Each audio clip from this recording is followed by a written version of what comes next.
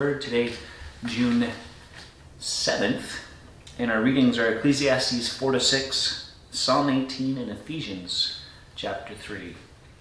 We're going to go to Psalm 18 and see here David pouring out his heart to God as the Lord watches over and takes care of him in the midst of some difficult circumstances. And when you read Psalms like this, you have to pair them with ones where he cries out all the same, but the end is not there, right? And so these kind of songs where there is victory and they're triumphant and it's like, yeah, that's what I want. It's in the midst of the trials and the tribulations that he cries out. And so it's a twofold thing. He's not only writing when things are good, he's writing when they're bad. He's trusting through the difficult circumstances, and then he's praising God all throughout it.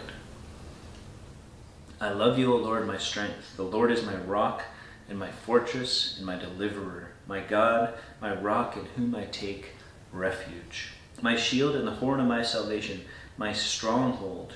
I call upon the Lord, who is worthy to be praised, and I am saved from my enemies. Just think about that language just for a moment. He's the rock, he's my fortress, he's my deliverer, my shield, my stronghold. All these things are David crying out about who God is, God's character, and what he believes about God.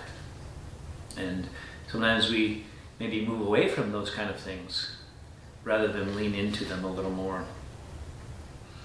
Go down to verse 6. In my distress I called upon the Lord. To my God I cried for help. From his temple he heard my voice, and my cry to him reached his ears.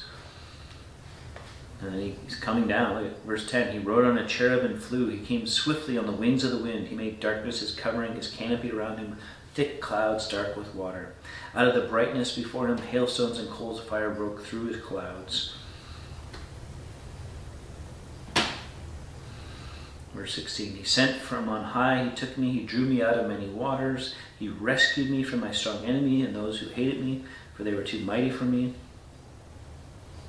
Verse 19, he brought me out into a broad place, he rescued me, underline this, because he delighted in me.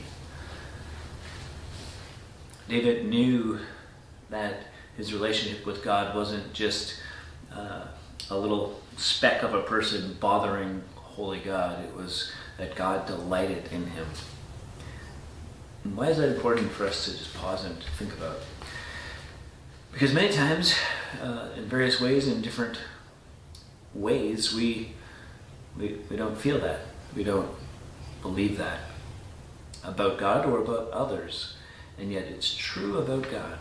And so you can take that to the bank. He delights in you. And he longs to intercept and to work in your life.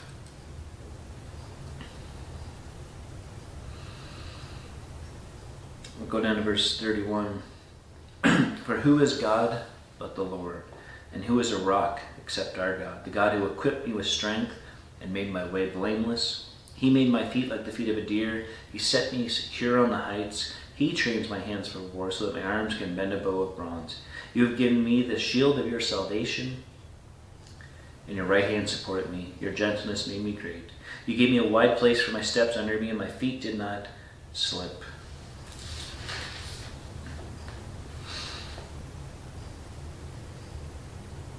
Go down to verse 49, the last couple of verses. For this I will praise you, O Lord, among the nations, and sing to your name. Great salvation he brings to his king, and shows steadfast love to his anointed, to David and his offspring forever.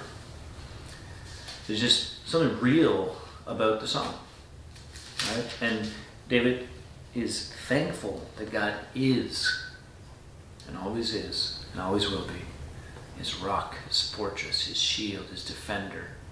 And his confidence about life is not based on how life is going. His strength is rooted in God, who hears him and answers his prayer and intercedes and interjects into his life. Right? He's not just a God who's far off. He's there with him. And he talking about that strength that he gains and he feels from the Lord.